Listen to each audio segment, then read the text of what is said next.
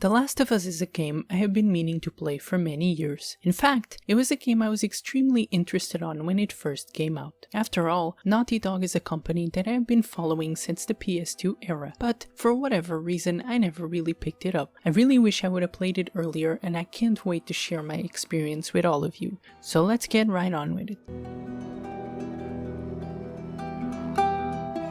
The Last of Us at its core is a third-person action-adventure survival horror about a man, Joel, and Ellie, a girl he must deliver to safety, going through a fungus-plagued country that has turned the humans into some sort of zombie-like creatures. A simple premise which could have easily been forgotten. The game concept actually changed a couple of times before turning into the game we all got today. From a heart-diseased cop protecting a girl from flesh-eating monsters, where you would play as the girl every time the heart problem would surface, to a fungus that would only affect women, where Ellie was the only woman to be immune and Joel needed to take her to a lab for the creation of a potential cure. I'm very glad they stick to what they did, as the story we got blows most movies and games I've ever seen out of the park. Slowly but surely you start seeing Ellie and Joel's relationship flourish in an organic and believable way. Another reason why I believe the beginning of this game is so brilliant. You start off as Sarah, which is Joel's daughter, and get a small glimpse of what their life and relationship was like before the epidemic. Immediately after that, you get woken up in the middle of the night. This is the first time you get to move a character,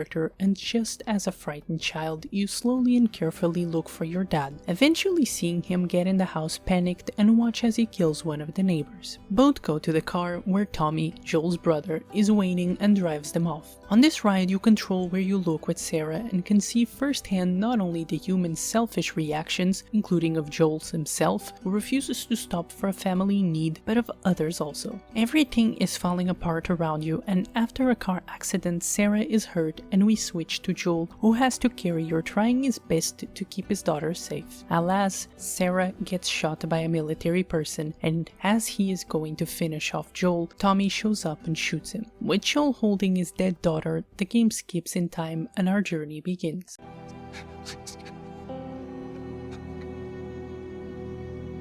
From this small 15 or so minute intro, you get so much emotion and detail, and really shows how much these events shape Joel in the future and how he will eventually change because of Ellie. But for now, let's leave it at that. We'll come back to the story later. The narrative might be good, but without a good game attached to it, it's not going to be very fun. Luckily, The Last of Us is also a very enjoyable video game. The art design is superb and the immersion is absolutely incredible. Down we go. And let's get to it. Get through here.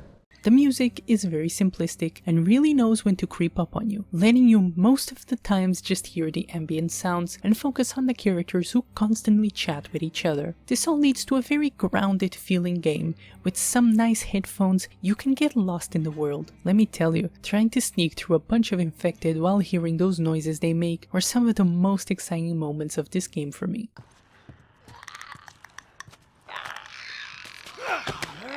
Most of the time, you will be exploring this world as much as you can, as resources are needed to craft a couple of important items, and there are plenty of collectibles scattered all around. I recommend collecting as many as possible conversations and notes. As for Firefly tags, I wouldn't bother unless you're going to 100% completion. The tags add little to no value, but the conversations really help the character development. The second time around I skipped these and I sorely missed them. The notes serve to flesh out the world and its inhabitants, and I enjoyed reading every single one of them.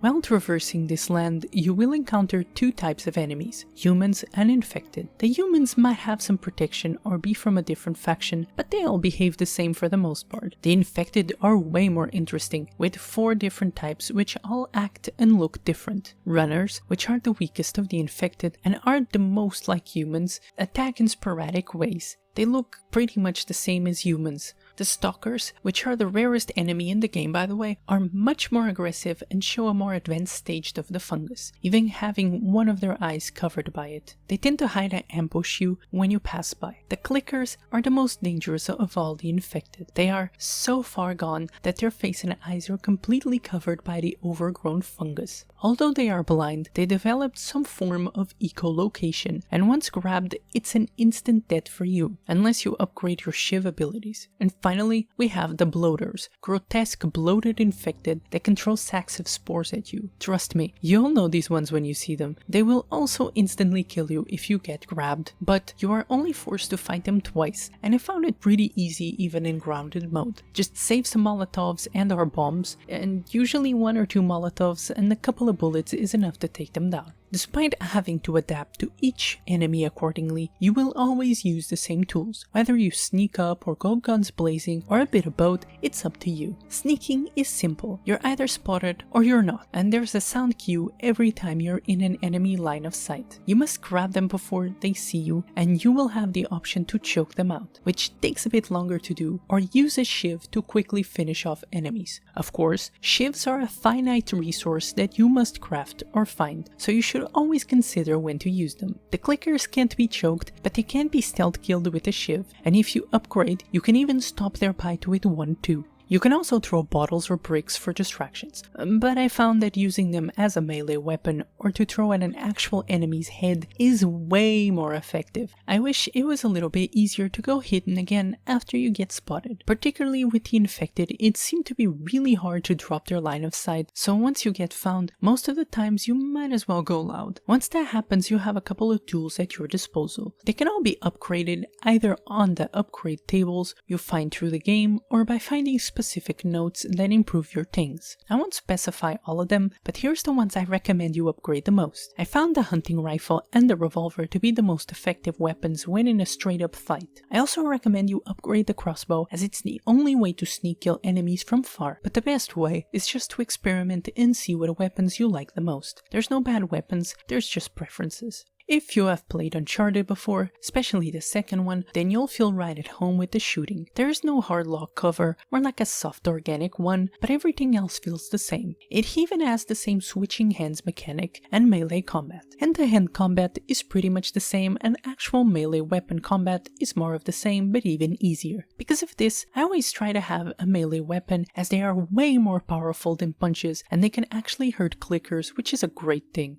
Damn, I hate those clickers. I really can't believe surviving a grab from them is stuck behind an upgrade that sounds like a no-brainer. I mean, fair enough that you shouldn't get grabbed, but it's a bit silly to say the least to have that behind an upgrade. At least it wasn't stuck behind the paywall, I guess. Anyways, carrying on. These are the main things you'll be doing to progress. You can find doors that only get unlocked by using a shiv, and these have extra resources such as scrap bullets or pills. Scrap is used for the before-mentioned weapon upgrade, and the pills are used for the character upgrades such as the before-mentioned shiv protection from clickers grabs. I want to quickly discuss something that people might not agree with, but I had so much more fun on my second playthrough. Let me explain. The first time, I went for all the collectibles and focused on the story. I loved the narrative, but found the game extremely easy, to the point where I would go around punching people to death constantly. Second playthrough comes around, and I choose grounded difficulty. Here, the game became much more challenging, and I actually had to use all my resources. Suddenly, the survival horror was a much more tactical and enjoyable. Sneaking away from fights instead of head-on confrontations, trying to outsmart the AI, looking for supplies that are always low, learning enemy patterns, routing the best way to get through a rough part.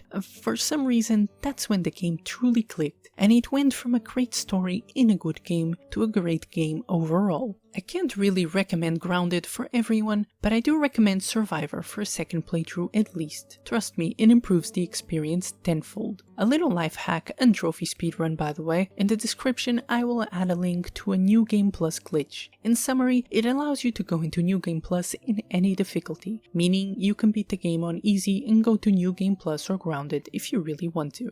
Now is the time when I have to give a spoiler warning. One more thing before that though, big congratulations to the animators and actors for the incredible job, both in animations in general and in the delivery of the script. Without them, the story wouldn't have the impact that it does. This game has so many little details here and there that it's staggering. There are some little things that I have to mention that are not so great, but I am more than willing to forgive them. Hilariously enough, your AI companions can be in front of an enemy and they won't get spotted. The game sometimes glitches out for a second and we see the seams of the world, but it was never game breaking, more like the game loading unless I got stuck in the world. In a first playthrough, all the forced walking is fine, but the game should detect that you're playing New Game Plus and let you walk normally after. It just gets annoying after a bit. The hitboxes sometimes are really off, and the enemies can grab you from really far away. Also, once again, clickers and their instant death. Okay, I think that was it. From now on there will be full spoilers. Skip to this time to avoid them, you have been warned.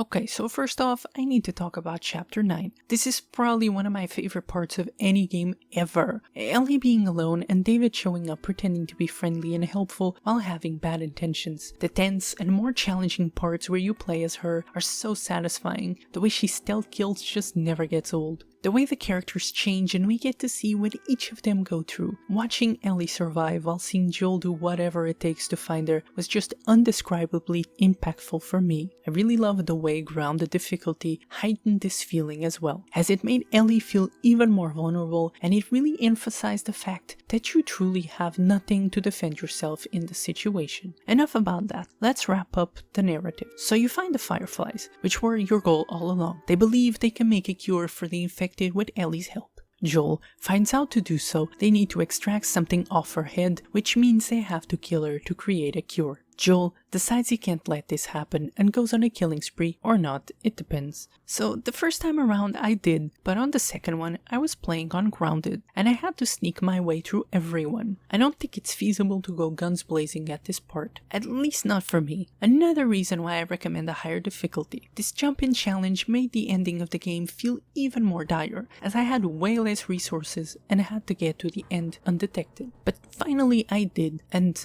Joel takes Ellie away from there, and in this moment I felt like the story went full circle. Taking Ellie in your arms while you avoid the chaos and military looking people felt like a callback to the beginning of the game, where you have to take Sarah away from the chaos, where she gets inevitably shot by a military person, and this for me was when I truly felt like to Joel, Ellie became his daughter, and he refused to make the same mistakes and trust someone who would kill her in the end, so he finished Marlene off. Let me go! Please. You just come after her.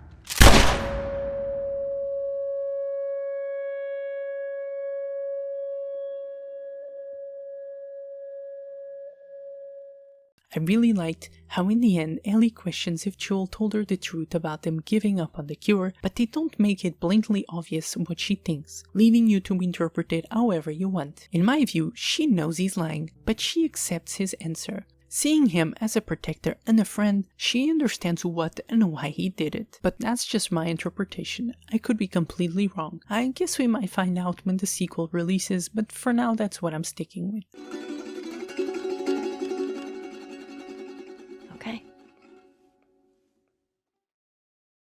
Overall, I think it was a very thought out story and I enjoyed every minute of it. I particularly liked the little details that you could pick up on if you wanted to, but didn't necessarily need to know to enjoy, such as the before mentioned full circle of the full narrative. I will also take this opportunity to address the DLC Left Behind, which follows a similar structure to Chapter 9, and I loved it. I really liked the calmer, more chilled vibe of the Riley and Ellie's parts, and the harsher, lonelier parts of Ellie looking for supplies to help a wounded Joel. I really liked how it was almost like she was remembering the past because she was in a mall again. It was short and it added a bit extra to the ending of the base game, which is all I could hope for. Some people seem to think that it was a way to make people pay for content that should have been in the game, but I disagree with that. The story works well without it and doesn't necessarily need the details because the base is in the game already. It's like hearing someone died. You might be curious on how the people died, but you don't need to know how. A bit of a morbid way of putting it, but I think it's fitting with the theme. I think that's all for the story. Like I said before, it is a highlight and it deserves all the praise it's gotten. But what about after? You beat the story but you still want more. Well, you have the online part of the game, but let me tell you, I can't try it because I don't pay for PS Plus. Yeah, it makes the review a bit incomplete, but it's my video, so I do what I want. Besides, I enjoy the single player modes and games and much more either way, so I don't feel like I lost much, except for that damn platinum, but that's a different story. So what else is there to do if you don't care for online or have online even? Well, there's unlockables and challenges. The challenges range from getting collectibles to killing a certain number of enemies in specific ways. Completing them will earn you currency, which you can use to purchase unlockables. These range from different outfits to filters for the game. Some of these can only be bought after completing the game on a certain difficulty, which I don't agree with. So long as you complete the game, you should get access to cosmetic stuff like this, especially because it doesn't affect anything challenge-wise. There's no one-hit kill weapons or extra items, which just makes it that much sillier that it's locked behind completion requirements like that. Besides, you still have to pay for them, so it's not like they're handed out for free. New to this remastered version I played is a photo mode if you're interested on it, which I'm not, but it's cool to mess around with. You can add filters and stuff like that, and I never really used it. A full documentary of the making of the game and a commentary version of the cutscenes in the game with the creative director and the voice actors for Joel and Ellie. These in specific are a must-watch for fans. It's pretty cool to hear them discuss what they were thinking at the moment or how the scene came to be. Also, do yourself a favor and search the alternative ending on YouTube. You can thank me later. For the most part, the game also runs at 60 frames per second, but I never played the PS3 version, so I have no comparison point. And I think we are done here. I'm very glad I played The Last of Us. It is a very heavy game, and honestly I need something more chilled for next time. But I wouldn't have picked another game if I could. It was so much better than I was hoping for, and I hope the quality on display continues through, not only on the sequel, but on all their future endeavors. Not bad for what was essentially a B team working on a side project, huh? And that's all for this one. If you enjoyed, make sure to like and subscribe, it really helps me out. Next game will definitely be less hardcore, something a bit more relaxed than I'm familiar with. Anyways, see you next time and thanks for watching.